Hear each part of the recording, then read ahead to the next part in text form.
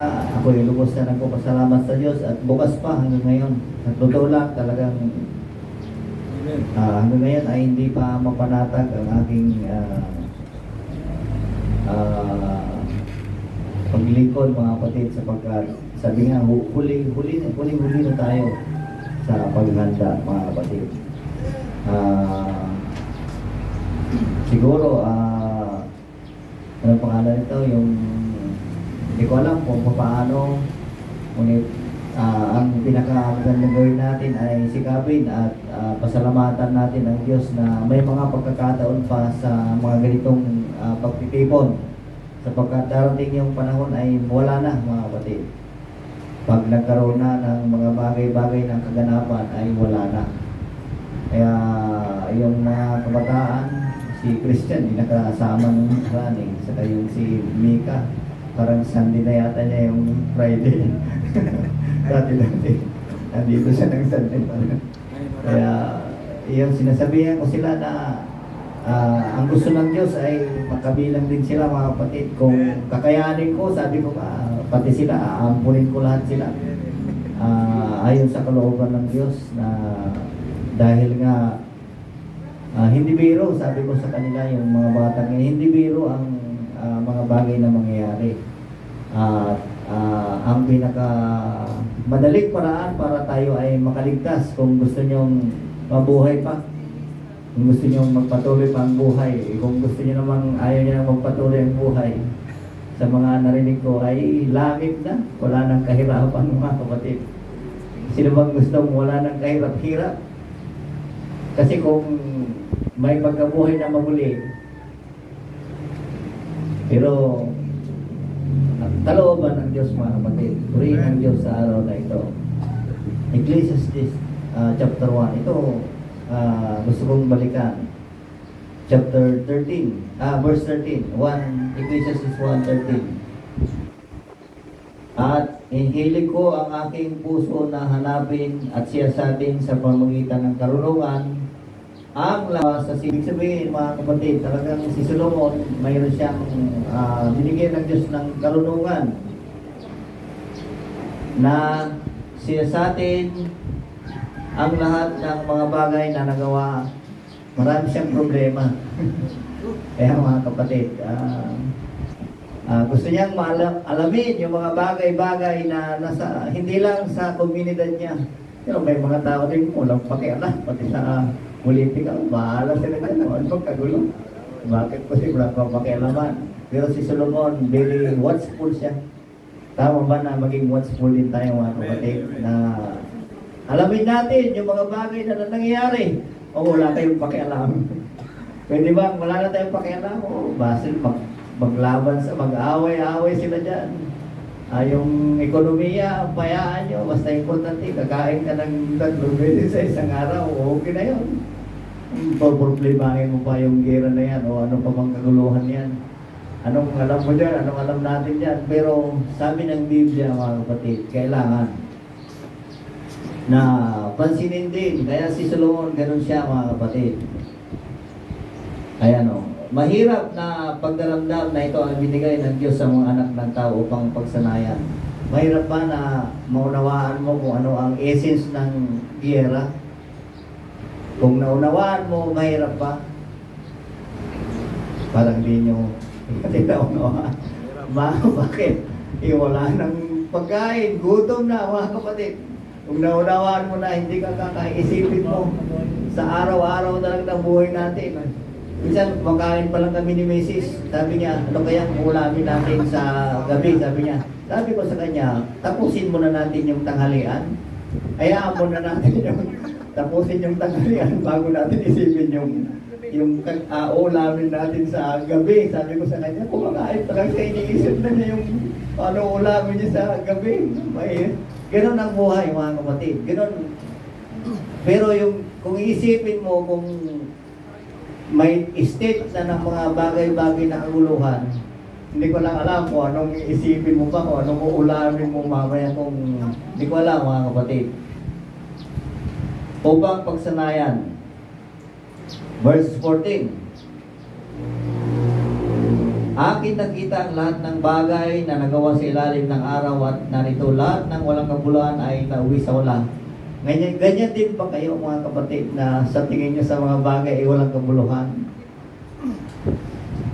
Ano bang bagay? Ano ba ang bagay? Yung mga nakikita, yung mga nahawakan natin, yung mga nasa atin. Sabi nga doon yung pagkain, gutom.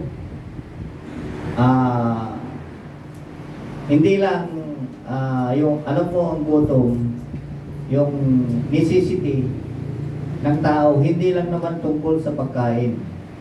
Ang necessity ng tao tungkol sa pananamit, tungkol sa nakikita yung satisfaction ng ating mata. Sigurado ba kayo na nasasatisfy ba kayo sa nakikita nyo sa buhay ninyo? Yun, ganun yung ibig sabihin ng gutom o necessity o kailangan ng katawan. Kasi ang katawan ay, ang kaisipan ay maraming iniisip, maraming bagay-bagay. Pero si Haring Solomon sa kanyang kaunawaan, karunungan, napakatalino niya mga kapatid. Naunawaan niya yung mga maraming bagay.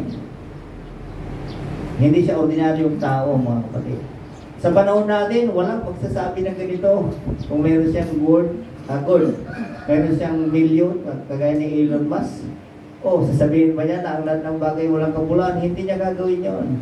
Makabuluhan, mga multi-billionaire, sila mga Ramon Ang, Henry C. patay na yata eh. Manny Villar, sasabihin ba nila na ang lahat ng bagay walang kabuluhan? Hindi natin maririnig sa kanila yon. Hindi pwede. Kasi ang sabi ng Biblia, yung mga nakaunawa lang, sila yung magsasabi ng mga ganito. At saka yung mga nakaunawa lang, ang mga kapatid, ang hindi na magpapayaman. Sila na hindi nakaunawa, hindi nakaintindi ng salita ng Diyos. Anong sabi ng Biblia? Mas lalo silang, yung si Villar nga, lahat na sila. Yung mga anak niya, lahat na sila. Puro politiko, sobrang yaman na mga yan. Nagpapayaman pa. Manny Pacquiao, bumabalik ulit. Mayaman na mga yan, pero hindi sila nakukontento. Itong si Willie Villame, dati sabi niya, hindi daw sa tatakbo dahil marubi ang politika. Baka wala ng pera ito, si Willie Villame, kaya tatakbo na siya. Kasi wala ng TV show eh. Mahirap kaya yung sobrang yaman, tapos nababawasan unti-unti nawawala yung kayamanan. Mahirap po yun. Kaya mabalad yung mga nakatakas na mahirap ang buhay. Yung sinasabing walang-wala, pero sila ngayon ay nagtagumpay na, mga kapatid. Kaya palapagan natin ng Panginoon. Kaya naniniwala na ako ngayon na mas mahirap lumikas yung mayaman kaysa yung mahirap. Di ba? Sa totoo lang, nung kapanahonan namin, hindi ko alam kung kasi uso-uso din ngayon noon na sunugan. Nasunugan ng bahay, buko-buko, okay lang. Walang halaga kasi yung bahay. Kung yung bahay worth 5 million, nasunog. Yung mga laman noon, baka magpapakamatay yung may-ari ng bahay, pero kung kubo-kubo nasunog, okay lang, pwede mo na magtayo ng ulit eh. Ganon ang buhay mga kapatid. Mas mahirap doon sa talagang. Kaya si Haring Solomon, nalingkod ng Diyos, masasabi niya ito. Walang marunong o matalinong tao, mayaman, napakayaman niya na magsasabi ng mga ganitong bagay na walang kabuluhan. Tayo lang siguro na mga mananampalataya na pwede rin natin sabihin na ang mga bagay na nakikita, nahawakan ay walang kabuluhan. Mas mahalaga pa rin mga kapatid ang paglilingkod sa Diyos. Verse 15. Ang baluktot ay hindi matutuwid at ang kulang ay hindi magbibilang. Mas maganda sa English. That which is crooked cannot be made straight. And that which is wanting cannot be numbered. Yung kagustuhan ng tao ay hindi mabilang. Patuloy. Ang kagustuhan ng tao, halimbawa, yan o. Kaya tandaan natin, ang katwiran ng Biblia, kung mali, mali. Hindi pwedeng maging tama. Yan ang katwiran ninyo mga kapatid dapat. Totoo po yun. Kaya, minsan, nagagalit ako maging sa mga anak ko. Basta sinabi kong, hindi yan ang katwiran ng Biblia, mali yan, mali, hindi pwedeng gawin. Kasi, yun ang katwiran, baluktot na eh. Pero ito, which one thing cannot be numbered. Ang gusto ng tao, halimbawa, sa cellphone na lang. Eh, nasabi ni Solomon ito, kasi sa kanyang wants, yung kanyang kagustuhan. Kaya nga, mayroon siya maraming asawa eh. Diba? Necessity ng kanyang katawan yun. Yung gusto niya magkaroon ng maraming asawa. Kagustuhan niya yun, mga kapatid. Pero okay lang naman sa kanilang panahon. Cannot be numbered. Hindi talaga pwedeng matuldukan ang kagustuhan ng tao. Aaminin ko sa aking sarili na sa paglilingkod na ito, baka mas marami akong gusto kaysa gusto ng Diyos para sa akin. Siguro noon, sinabihan din ako na mag-training. Totoo po yun, yung mga sila, Brother Roger noon, Sister Manny Robert Sosa, sino pa, yung mga pupunta sa amin noon. Sinabihan din ako na baka gusto mong mag-training. Hindi nga lang natuloy, mga kapatid. Kung sana nangyari din sa akin, baka hindi ko rin napangasawa si Sister Eden. Kasi na-destino din ako sa malalayo na lugar, mga kapatid. Kaya yun, mga kapatid, mas marami tayong gusto sa buhay na ito. Kaya para sa akin, magtatapos lang yung gusto ko sa buhay na ito. Sana yung mga kabataan na ito, ganun din. Kaya dinidiscourage ko na rin yung mga, yung si Kenneth, o ka nang mag-aral, sabi ko. Nakita ko talaga na hindi na kailangan. Tulungan mo na lang yung mga magulang mo na maghanda. Mga kapatid. Ako na ang halimbawa ko, matatapos lang yung kagustuhan ko sa libutan ito. Alam nyo ba na ang one thing cannot be numbered, yung kagustuhan natin ay depende rin sa lugar, pastor. Oo, depende sa lugar. Kung ang lugar mo ay bundok, mas maganda. Oo. Kasi hindi mo gustong punta ng bar disco, mga ganyan, yung mataisip din. Oo. Saka, sa mga nakatira sa bundok, yung kanilang mindset ay laging naghahanda. Laging naghahanda. Yung lola ko noon, bago sumabit ng tagulan, ihahanda na lang nila yan, yung kanilang pagkain. Lahat ng pagkain, pati pang sigang, kompleto yan. Yung sigang na lalagay nila sa garapon, ako, nagawa ni Sister Brudin siguro ito, na lalagay nila ng asin. Wala ka na mabibili ng... Walang pera ang tao noon. Bakit? Mas okay yung buhay nila, mas masaya sila. Walang kuryente, walang wifi, walang... Sabagay, panahon naman kasi yan eh. Pero ang gusto kong sabihin, yung simplicity, yung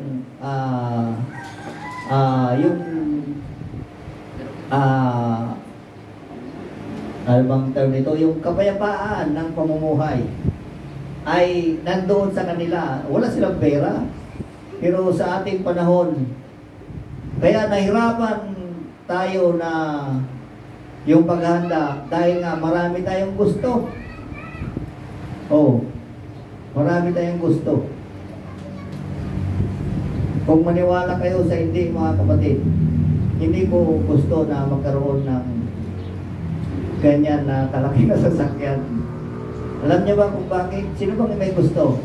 Ibibita ko na yung sasakyan ko sa inyo kung gusto niyo. Magastos. Maintenance. Talaga yun si Pastor. Sa isang taon, kulang yung 100,000. Pati gasolina na niya.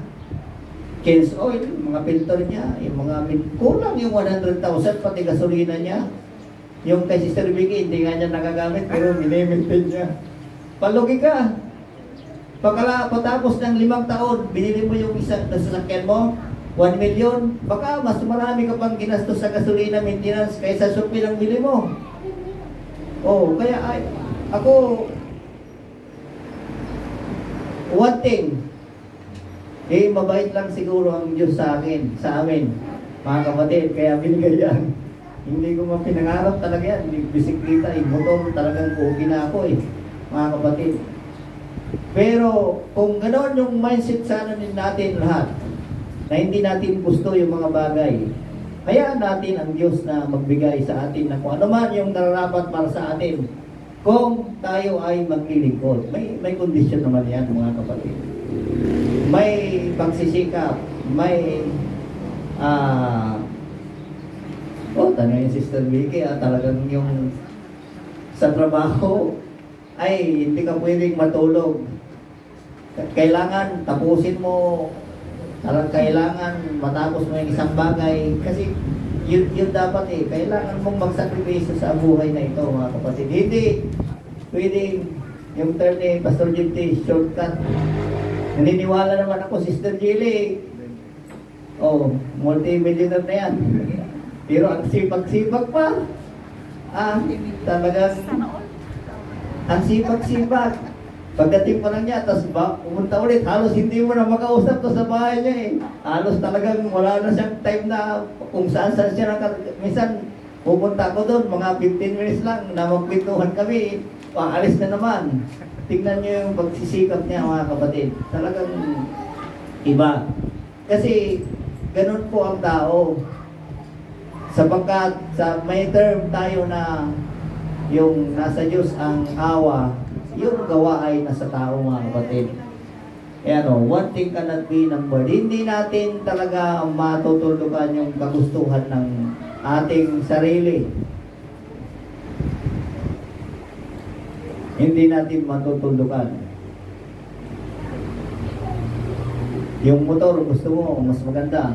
Yung cellphone nga na pangit, ayaw mo May mas maganda, bibili ka ulit. Tapos mas maganda naman, bibili ka ulit. Ganun po ang ibig sabihin ni Solomon. Cannot be numbered. Hindi talaga mabibilang yung kagustuhan ng tao. Pero kung naintindihan natin yung Ebanghelyo sa ating huling panahon, nagagalak ako at magwawakas ang aking kagustuhan kung nandun na ako. Magwawakas na yung kagustuhan ko.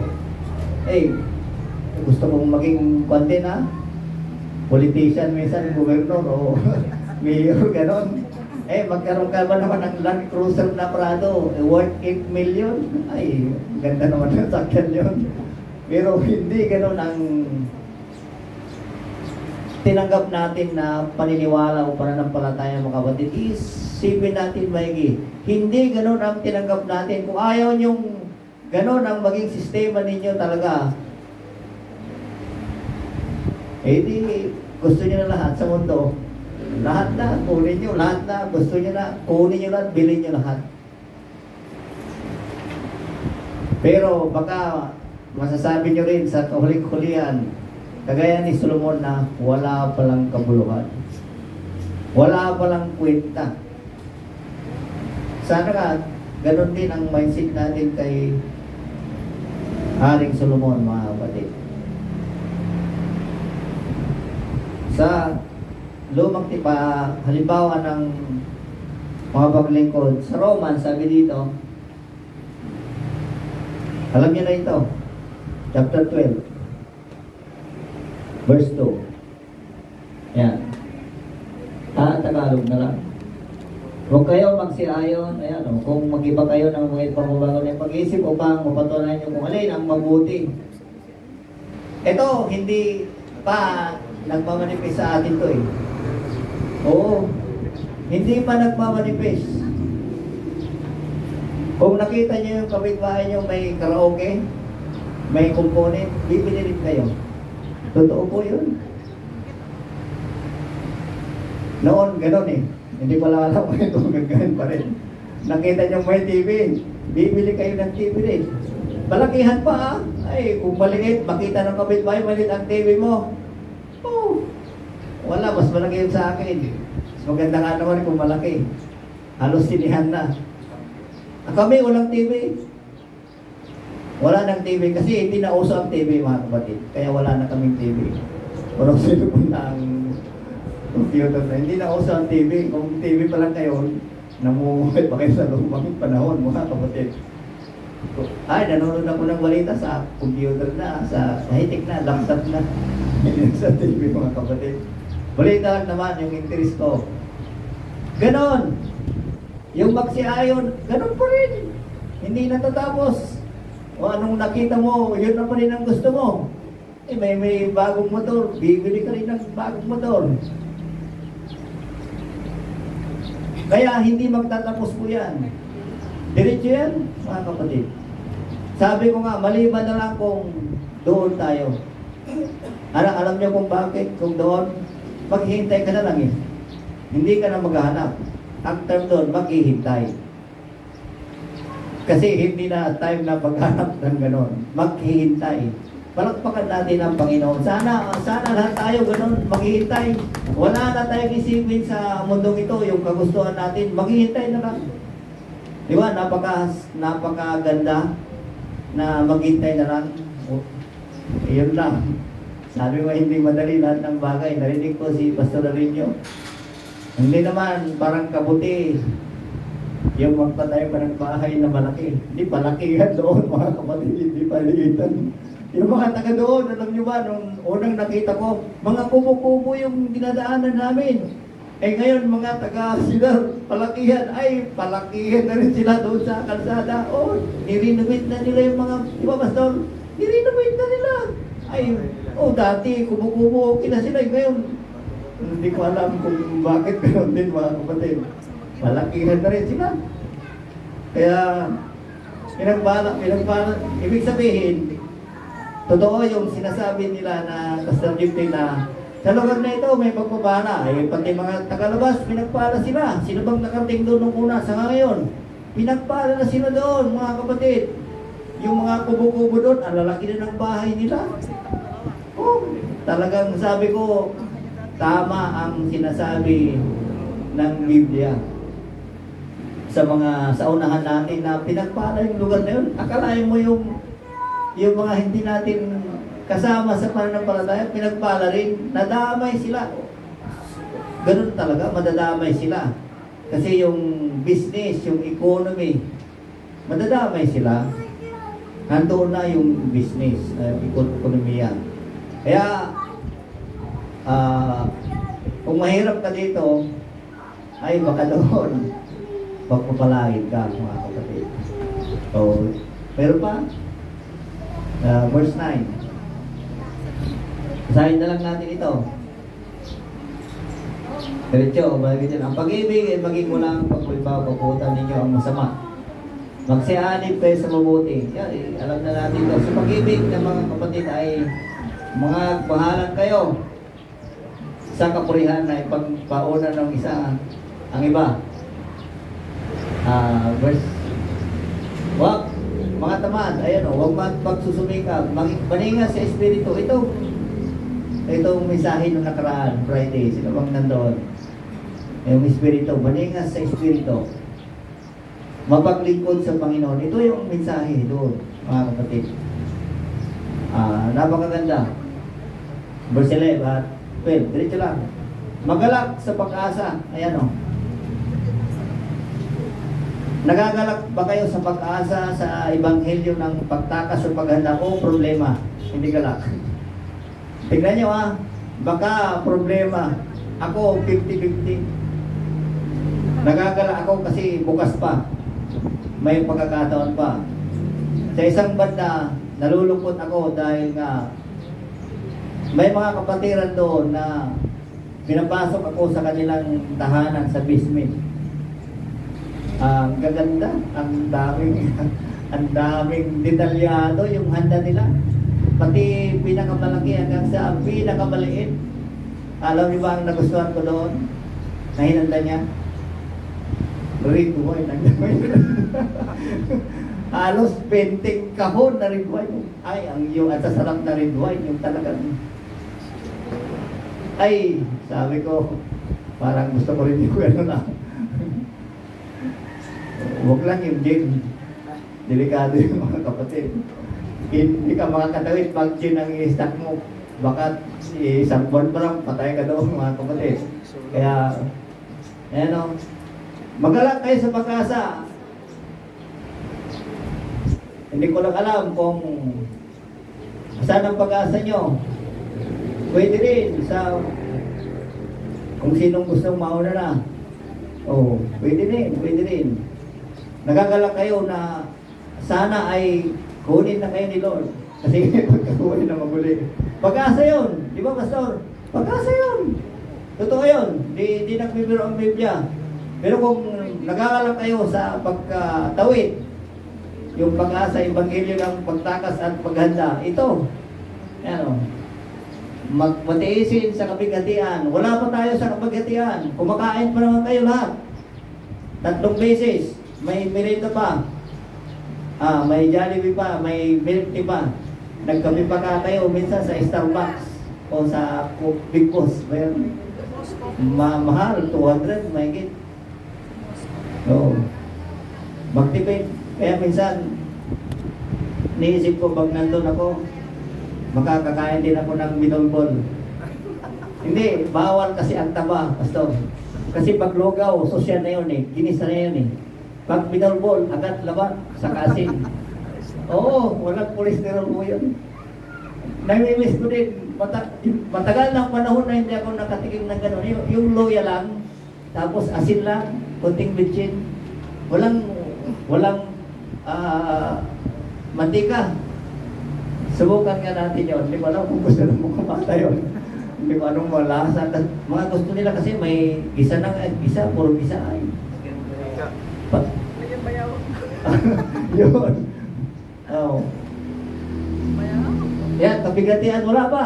Magpatiisin. Wala pa tayo sa kabigatian, mga kapatid. Wala pa. Magpatiyagain sa panalangin. Okay, diretso lang. Yun. Mapagdamay sa kailangan ng mga banal, maging mapagpatuloy. Verse. Pagpalain ninyo ang mga sa inyo ay nagsisiusig. Ito, pagpalain ninyo at huwag ninyong sumpahin. Pag nasunugan yung kapitbahay nyo, baka matutuwa pa kayo mga kapatid. Ewan ko lang ha. Hindi, huwag naman. Yun ang sabi ng Biblia po mga kapatid. Huwag sumpahin. Steve, bayaan na natin yan. Makigalak kayo, yun. Talagang kung masaya din tayo. Makiyak kayo sa nagsiiyak. Diretso lang. Magkaisa kayo ng pag-iisip, pag ninyong lagak ng pag-iisip sa mga gabay na kapalaluan. Ito yun, yung sinasabi ni Haring David na walang kabuluhan lahat ng sa silong ng lahat. Kundi magsiayon kayo sa mga bagay na kapakumbabaan. Si Haring Solomon, talagang kahit na ganun kataas, may mga tao talaga na kahit na sabihin nating napakataas nila, pero yung kaunawaan nila sa bagay-bagay ay mapagkumbaba. Marami pa rin akong nakitang gano'n. Hindi lahat talaga na mataas na ang pan. Huwag kayong mga banta sa iyong sariling mga haka.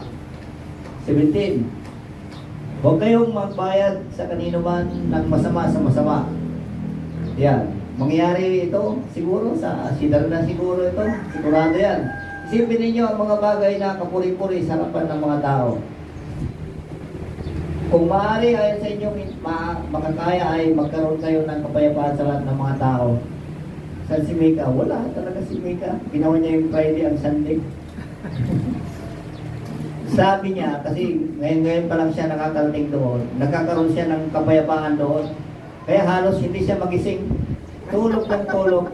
Sa tinanong namin siya, bakit tulog ka ng tulog?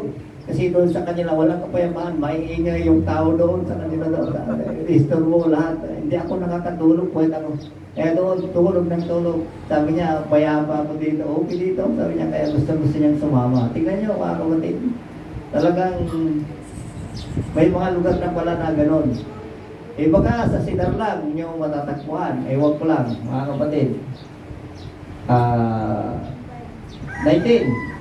Huwag kayong magiganti mga iniibig, kundi bigyan niyo yung daan ng galing ng Diyos. Sapagkat nasusulat, akin ang pagiganti, ako ang ganti sa amin ng Panginoon. Ito ang paalala ng narinig ko sa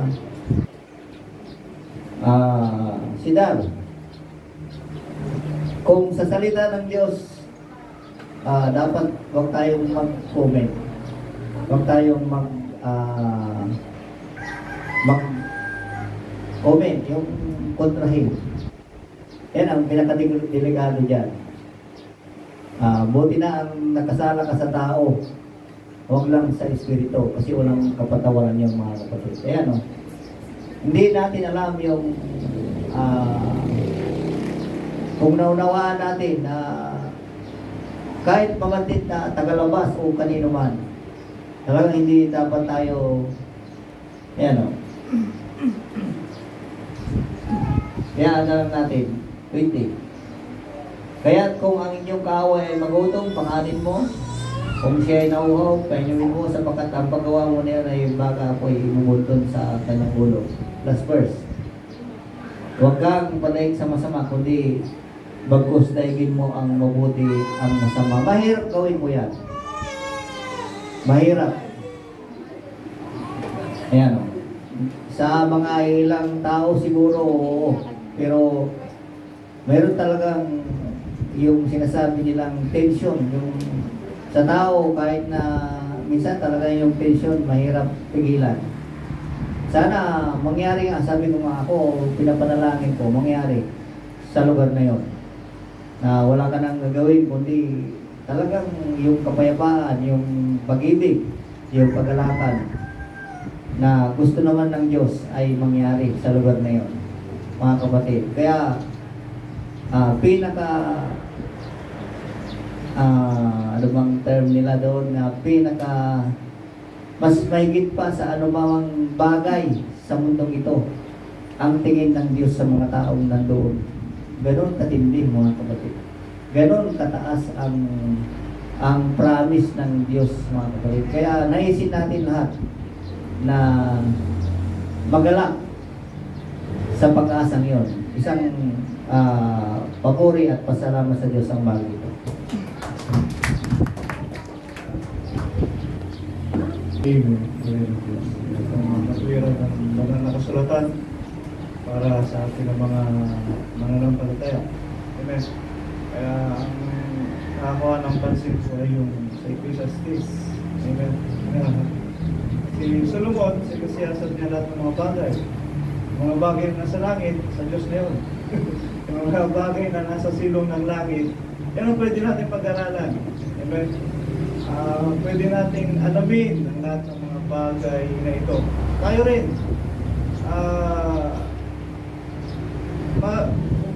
magdunong-dunungan tayo. Alahin natin, siyasatin natin ang lahat ng mga bagay na ito. Kasama na dyan yung mga pangyayari. Amen. Dahil ang mga pangyayari na ito ay siyang nagpapahayag kung anong panahon tayo ngayon. Amen. At ang panahon tayo ngayon ay nagiging yung bang nakikita natin kung saan tayo naroon. Amen. Kaya siyasatin natin lahat ng mga bagay. Sabi, kasama na mga balita. Amen? Pag nasiyasat mo ang balita, alam mo kung ano ang mga nangyayari ayon sa hinihintay natin. Amen? Tingnan natin ang balita. Nung sinabing ang balita, si Zelensky nakapag-usap kay Trump. Amen. Nagkaayos ba? Hindi. Parang kulitan niya talaga. Parang nagtaasan parang boses. Kasi nga, kung nagkasundo sila, ay baka iba na ang mangyari. Siguro, isa yun sa mga balitang may ugnay natin sa mga hinihintay natin na magaganap. Amen. Mga hinihintay natin na magaganap. Ang China, nandiyan pa rin. Ang Israel, ganun pa rin. Amen. So yun yung mga hinihintay natin na ganap ayon sa banal na kasulatan. Ang pinakamahalaga na maunawaan din natin ay ang kung ano nakasulat sa Biblia. Amen? Kung ano ang nakasulat sa banal na kasulatan. Kasi nga,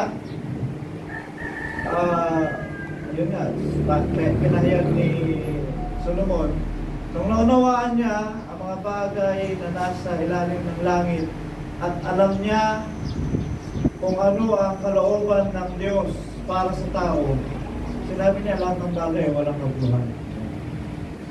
Amen? Lahat ng bagay walang kabuluhan. Pero sa mga nasa sanlibutan, sa mga mayayaman, sabi ni Brother Joseph, ang lahat ng bagay sa kanila, ang tingin nila pera. Dahil siguro basura, ang tingin nila pera. Dahil yun ang nandun yung puso nila eh. Amen? Nandun yung puso nila. Ganun yung gusto kong maunawaan natin. Kung nalaman natin kung ano ang kalooban ng Diyos para sa atin sa kapanahonan na ito, yun ang ating ipamuhay. Amen. Nung nakaraan nga, ipinahayag sa atin, anong ebanghelyo ang inyong ipinamumuhay ngayon, ang inyong sinusunod ngayon. Amen? Kung noon, sinabi nila, nasa ebanghelyo tayo ng pagsisisi, bautismo, doon tayo. Pagsisi tayo lagi, ipangaral ang bautismo, andun tayo. Pero nung ipinangaral na ang ebanghelyo ng paghahanda, sana nandun tayo, ipinamuhay natin yung paghahanda ngayon. Amen. At ngayon, ay nasa ebanghelyo na tayo ng paghihintay. Amen. At sa paghihintay na ito, ay magiging mapagmatsyag tayo sa lahat ng bagay. Amen. Matyagan natin ang lahat ng mga bagay. Samantalahin natin ang bawat panahon. Samantalahin natin ang lahat ng mga bagay na ito. Kaya, sa atin ngayon, alamin natin kung ano ang walang kabuluhan at kung ano ang may kabuluhan. Amen. Pagdating sa pananampalataya, nasa pananampalataya tayo. Yun ang ating pagfokusan. Ang mga bagay na hindi sa pananampalataya ay walang kabuluhan. So yung walang kabuluhan, i-disregard na natin. Amen? I-disregard natin yung mga bagay na walang kabuluhan. Huwag natin bigyan ng pansin. Huwag natin bigyan ng pansin. Kasi nga, ang tao, talagang focus tayo ngayon kung ano ang ating makakain. Dahil necessities. Hindi ka rin naman makakapasok sa milenyo kung wala kang pagkain. So yun talaga yung necessities natin. So yun ang isa sa mga may kabuluhan na ating iniisip. Pero yung makakain tayo ng 3 beses isang araw, sapat na. The rest ay wala na siyang kabuluhan. Maliban na lamang kung iuugnay mo siya sa ebanghelyo. Amen? Pwede magsumikap ka, pero yung the rest ng income sa'yo,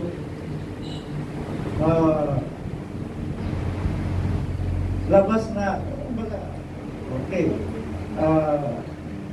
na-provide mo yung necessities ng pamilya mo sa isang araw, at yung sobra doon sa necessities ninyo, ayun na. Kung pagdating sa ebanghelyo, wala na yung kabuluhan. Amen? Pero magkakaroon ito ng kabuluhan kung iuugnay natin sa paghahanda. Ibili mo ng handa, ilipak mo, ipapagawa mo ng dapat gawin. So doon siya nagkakaroon ngayon ng kabuluhan. yung mga sobra sa mga income natin, yung savings nyo, kung sa pagdating sa Ebanghelyo, wala nang kabuluhan yun. Maliban na lamang kung iugnay natin sa Ebanghelyo may kinakayan. Amen? Noon, yung mga savings natin, itinatabi natin para sa mga pangailangan sa sunod na araw, at yung iba doon, inilalagay natin sa gawain ng Panginoon, itutulong natin sa gawain ng Panginoon. Doon siya nagkakaroon ng kabuluhan. Amen. Doon nagkakaroon ng kabuluhan. Ganun din naman, ang internet, sabi ko noon, luho yan. Amen. Pero nagkakaroon nito ng kabuluhan ngayon kung iuugnay mo pagdating sa gawain ng Panginoon o sa Ebanghelyo ng Panginoon. So doon siya nagkakaroon ng kabuluhan. Ano man ang luho ba tawag yun? Ano man ang sobra sa atin, kung ito ay nilalagay natin sa kalooban ng Diyos, sa Ebanghelyo ng Panginoon at sa gawain ng Panginoon, doon ito nagkakaroon ng kabuluhan. Amen. At nagkakaroon ng kabuluhan. So ngayon, alamin natin ano ang walang kabuluhan para sa atin at ano ang mga bagay na mahalaga para sa atin. Amen. Sa pananampalataya, sa paghahanda sa Ebanghelyo, ay pinapahayag sa atin ng Panginoon. Amen. Noon, may savings kami dati. Ngayon, wala pa. Ubus na. Yung hindi na namin nagagamit kasi nga, wala na. Sapat na talaga kung ano yung lumarating. At isa nga, pinagkakasya na lang talaga. Amen? Kasi doon na tayo sa Ebanghelyo ng paghanda at doon na tayo sa Ebanghelyo na pinangaral sa atin sa ngayon. Amen? Sa paghihintay. Sabi ni Brother Joseph, magiging ang pag-aaral ay wala nang kabuluhan. Amen? Ano kaya mga academics na hindi? Siguro, mayroon pa rin namang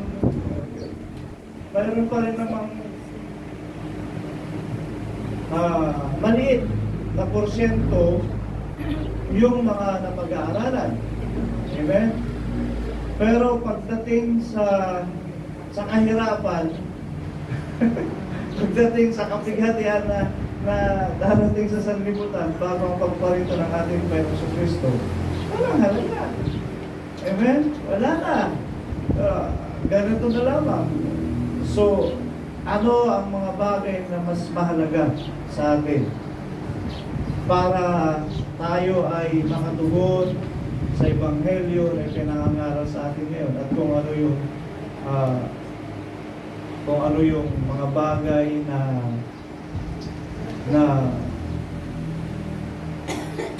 may maliit na halaga para sa atin at saka yung mga bagay na walang halaga versus mga bagay na mas mahalaga. Amen? Sa amin nga, sabi ni Pastor Efremon, kung kayo kumakain ng 30 tayo sa isang kainan, bawasan nyo, isa lang, ay 2. Kung parang sobrang pa, isa na lang. Dahil yun yung pagtugon sa paghahanda. Tipid-tipid na para kasi yun yung mahalaga sa atin eh. Makatugon tayo sa kung ano mga paghahanda na binibigay sa atin. Pagkakataon na binibigay sa atin. Sa atin, amen. Buhay pa yung mama ni Mrs. 2, 3 putahe. May gulay, may prito, hindi mo wala. Sa amin ngayon, wala na. Kung itlog lang. Alam mo sa mga bata, bago pumasok, itlog lang. Wala nang ibang kasama. Siguro, toyo lang, okay, ketchup. Amen? Kung noodles lang. Amen? Kung makakain din kami, luluto ko ng tanghalian, hanggang hapunan na namin. Tipid-tipid niya. Amen? So, sa pamamagitan, nakakaraos naman. Amen? Naiibsan naman yung gutom. Kasi, yun lang naman talaga yung focus natin, yung gutom natin eh. Amen? Yung Ebanghelyo ng gutom, kailangan magpunan mo yan. Pero the rest, sobra sa mga bagay na yan, ilaan na natin para sa Ebanghelyo ng Panginoon, para sa gawain ng Panginoon. At yun nga, amen, salamat sa Panginoon dahil yung blessing na dumating, amen, sa panagbentahan ng lupa ay hindi rin namin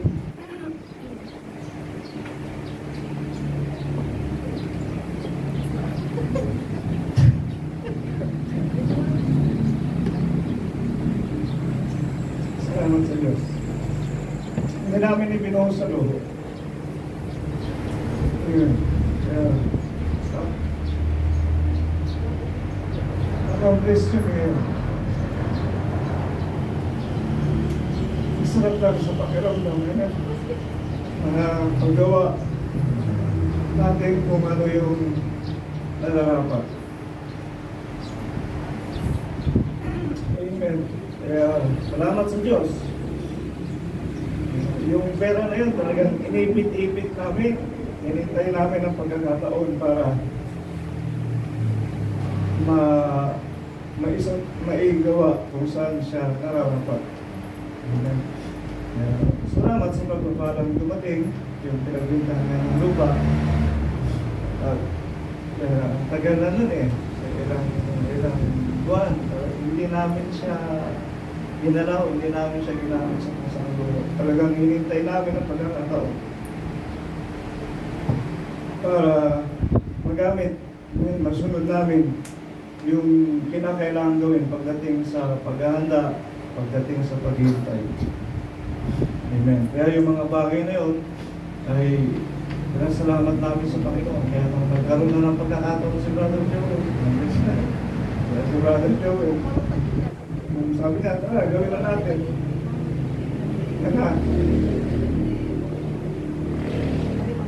Pinakawalan na namin yung pera para lang may paggawa.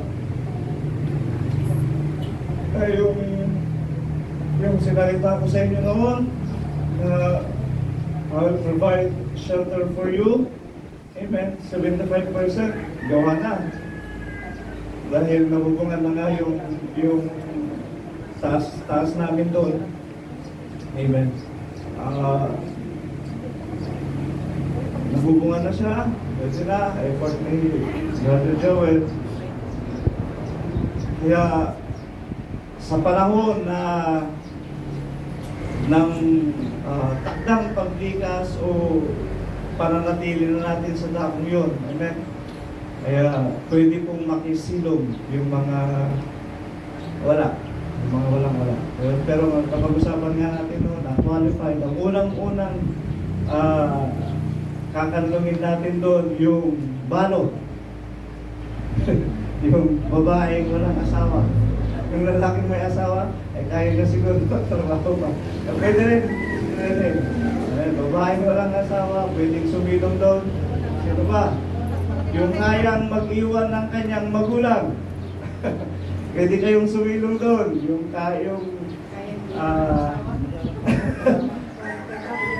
yung kayang mag-iwan ng kanyang asawa. Ayan, pwedeng sumilong doon. Amen. Ay si Sister Tess, ito ang talagang doon eh, patutuloyin ko eh, kasi qualified sila. Kaya lang, pinagpala na sila ngayon. Amen? Pinagpala na sila, may lupa, may sasakyan pa. Purihin ng Panginoon. Hindi naman luho yun, kasi necessities nga, gawin natin, iayon natin sa gawain ng Panginoon. Iayon natin sa Ebanghelyo ng Panginoon. So, salamat sa Panginoon sa mga bagay na yan, sige, pag dumating ang panahon, pwede tayong magtiisan doon para magamit natin yung lugar, pagsilungan natin. Dahil yun ay pagpapala ng Diyos. Amen, biyaya ng Diyos. Ito ay para sa lahat. Amen, para sa atin. Ayan. Pagdalhin niyo tayo, panalangin niyo. Ay, sabi ko, hindi ako hindi ng panalangin sa inyo eh. Baka kasi, diba, hindi. Hinihiling ko na lang na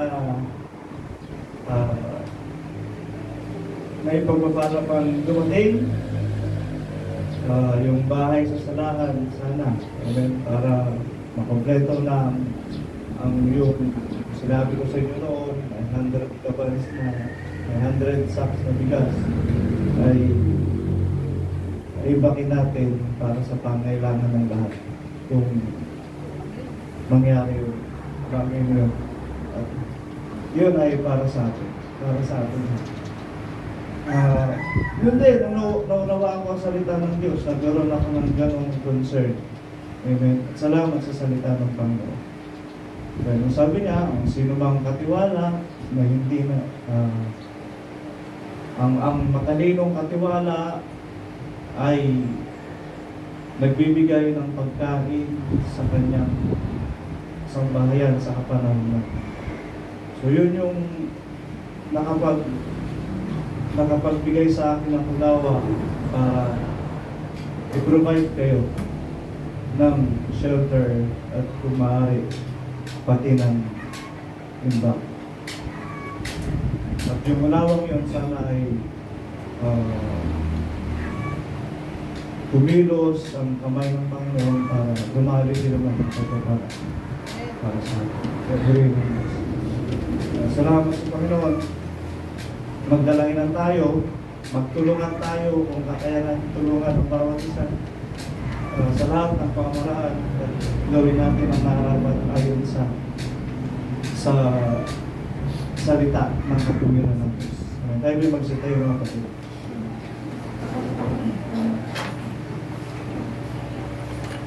Sabitin natin ang puso ko yung magulog sa iyo.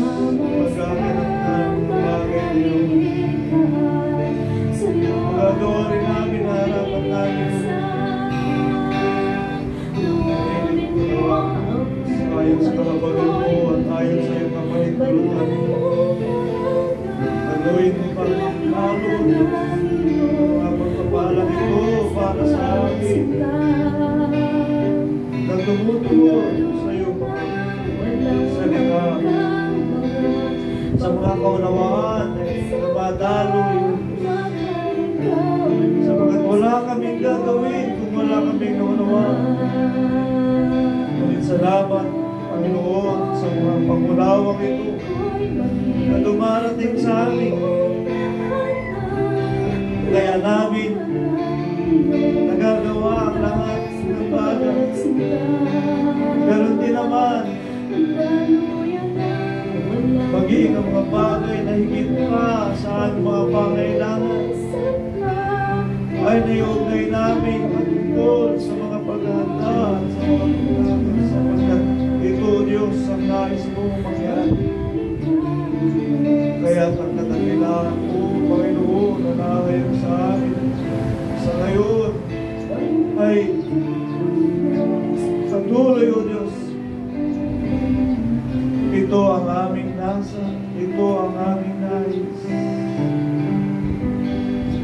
sa mga panahon na wala kaming pinagkakaabalahan, na iniisip namin, O Diyos, kung ano ang aming magagawa patungkol sa gawain, patungkol sa mga kapatiran, patungkol sa mga tapat na mga kapatid. At salamat, O Diyos, na nagiging bahagi kami ng iyong mga salita at nagagawa namin kung ano ang dapat. At ipinasalamat namin ito sa iyo, Diyos, sapagkat ikaw ang sa amin ay bumibilos. Ito ang aming handog at alay sa iyo. Pagkapit mo at manugod ka nawa sa lahat ng mga bagay na ito. Nakila ka, niluluwalhati ka namin.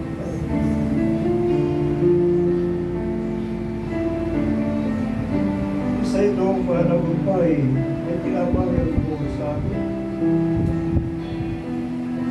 Salamat sa iyo, Diyos, sa muling panagumpay na ito ay dinadagdag mo sa kwento ng aming buhay at sa lakbayin ng aming pananampalataya.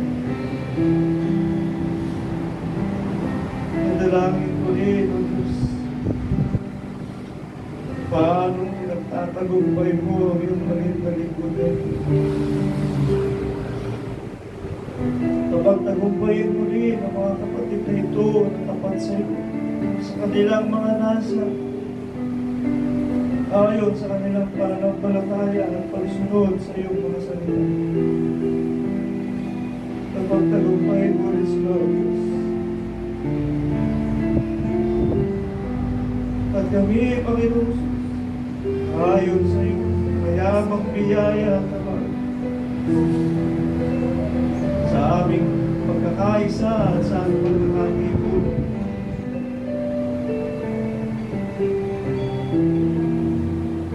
Talihan mo kami, O Diyos, ng iyong pag-ibig, ng iyong kapangyarihan, at ng kasakdalan na sa amin, O Diyos, ay nagbubuklod upang kami ay maging matibay sa iyong harapan.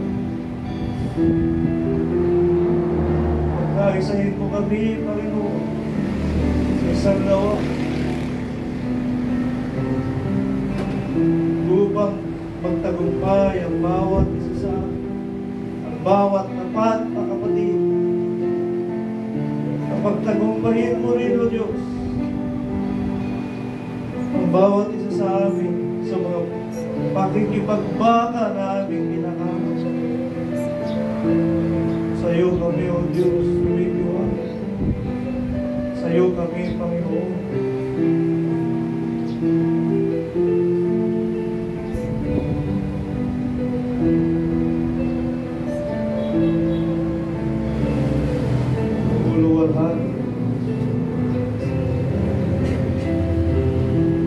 Panginoon,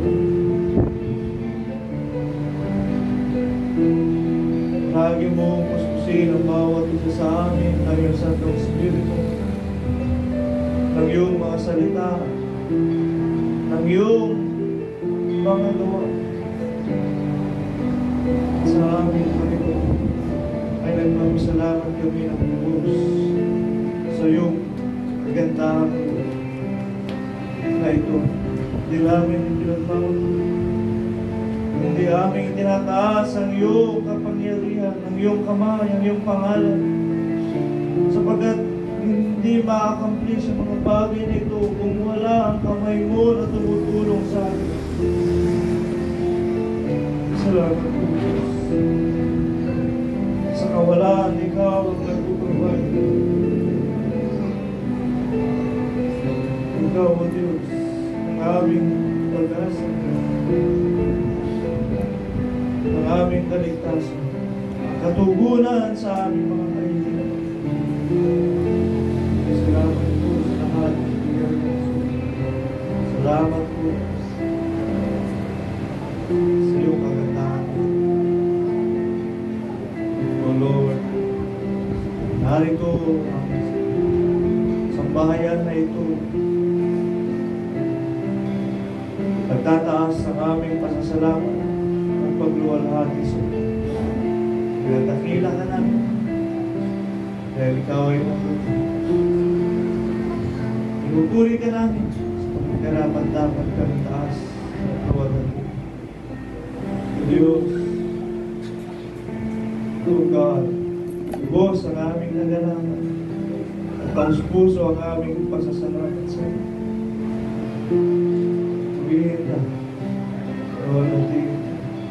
Pagkasan mo ang bawat kapatid, Diyos, nag-aalay ng kanilang tulong sa kapatid, ang kanilang mga gawa para sa bawat isa. Ang bagong gawang ito, Panginoon, sa struktura sa lugar ng sila. At palahin mo rin ang Diyos. I-bless mo po, Panginoon, paktibayin mo ito. Nawag ng iba, ng alubang sapagkat ito ay aming nanlungan sa panahon ng kapag-abagan. Ikaw ang aming nanlungan sa panahon ng kapag-abagan. You'll be our shelter in time of troubles. As you, Lord, our shelter in time of troubles. Panginoon, bigyan ng pagbuong bahay ko ng Panginoon. Palahin magandang loob na nagmumula sa iyo. Tagumpay na galing sa iyo. Ang dahilan ng puso mo. Purihin ka, Diyos, walang din. Purihin ang iyong dakilang pangalan. Amen, amen. Praise the Lord. Hallelujah. Purihin ang